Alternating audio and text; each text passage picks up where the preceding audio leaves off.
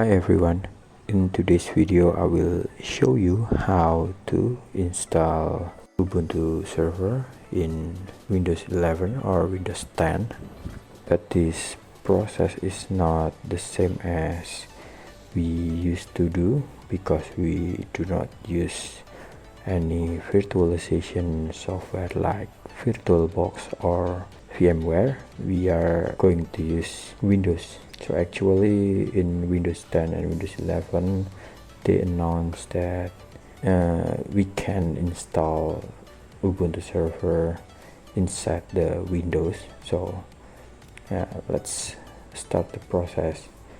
First of all, you need to have laptop or computer with Windows 11 or Windows 10 installed, and then internet connection. After that we can go to Microsoft Store and then choosing which version of Ubuntu that you want to install. In this video I will install Ubuntu server 24.4. okay, in this process we are going to wait, and sometimes the installation taking some times depending on our internet access. We will wait until it finishes. Okay, the installation is finished, and this process we're going to open the Ubuntu 24. okay, when we click open, actually the command line window is appear. You can see under the taskbar. Okay, in this process we can press any key to continue, but we can see that there is an error. So let's check, or let's close and try again. Actually after I pressed enter or space or any key, the command line window is actually close itself. Okay, let's open it again. Okay, the same error is still appear. It say that the Windows subsystem for Linux has not been enabled. So okay, we need to enable it first. I think we can find it in control panel.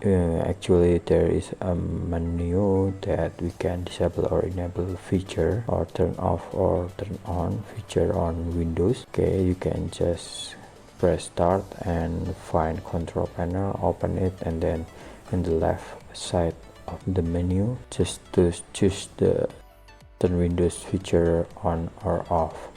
Okay, scrolling down and we can see Windows subsystem for Linux.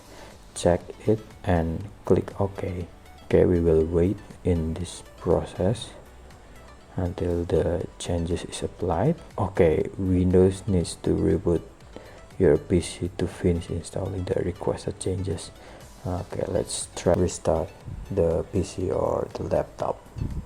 So after I restart my laptop, I go back again on Microsoft Stores, and in the download menu I can see that Ubuntu 24.4 is already installed, and I will open it, and the command line window is appear, but we are having some error again that said WSL2 requires an update to its kernel component. Please visit the URL. Okay, let's just visit the URL and see what we can do to troubleshoot the error.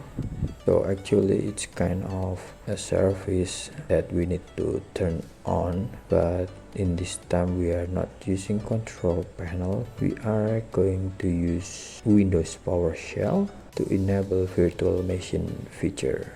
Okay, let's just copy the code and open PowerShell. Okay, I will open it as administrator to make it, paste the code and then enter. Okay, let's just wait till it finishes. Okay, the operation completed successfully. Okay, let's check again on the website what else that we need to do. Download the Linux kernel update package. Actually it's wsl.exe install -- install or double -- update. Let's just install or update it. Okay, it's already installed. Let's just update it. If it's asking for elevation user access UAC, you can just press yes to make sure the process is accepted. So let's just wait until the update is finished. So in the step 5, we need to set the default version. Windows Subsystem for Linux is already installed. Okay, I guess the error is going away, and now the process is installing, and it may take a few minutes. We need to set the username and password first. Okay, let's just type your username and enter, and the password, just remember the password, and yeah.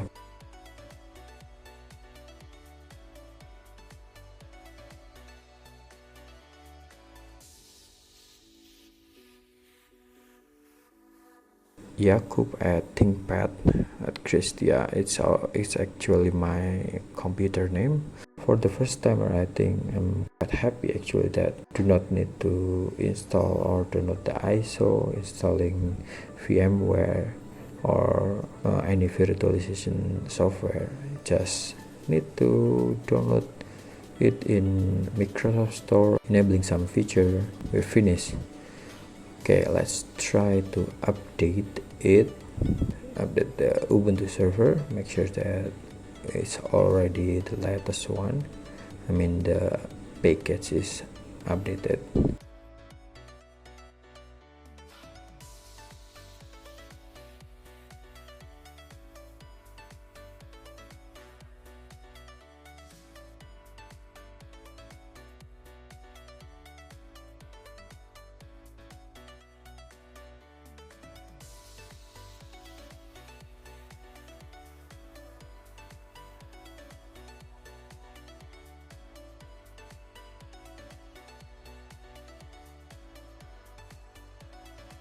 Let's check the IP address.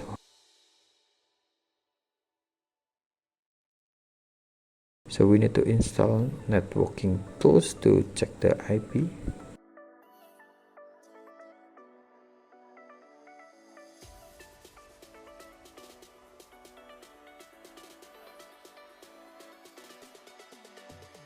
Yeah, I got IP 172.24.82.145. Okay, I think we are done here, and thank you for watching this video, and make sure you subscribe, like, and share the video. Give comment on what tutorials that you want to see other tutorial next time. Thank you.